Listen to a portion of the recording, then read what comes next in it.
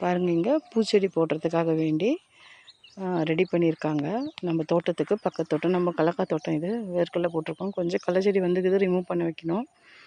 So அது பக்கத்தில் இது பூச்செடிக்காக பாருங்கள் கவர் போட்டிருக்காங்க. இந்த கவரில் வந்து ஹோல்ஸோடு வருது கவரு, சரிங்களா? ஹோல்ஸோடு வருது. இந்த ஹோல்ஸுக்குள்ளே வந்துட்டு பூச்செடிங்க நடுவாங்க. ஸோ இங்கே இடம் வந்துட்டு நடக்கிறதுக்கு.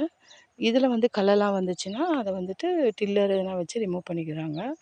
அதெல்லாம் ஆளுங்க வச்சு பண்ணுறாங்க. இப்போ இந்த மாதிரி கவர் போடுறதுனால செடிங்க பக்கத்தில் வர களை செடி வந்து ஜாஸ்தி வரதில்ல. பாருங்கள், இங்கே டியூப் இருக்கு இல்லைங்களா? இந்த மாதிரி டியூப் இதுக்குள்ளே போயிருக்கும். ஓகேங்களா? ஸோ ட்ரிப்பில் வந்து தண்ணி கொடுப்பாங்க.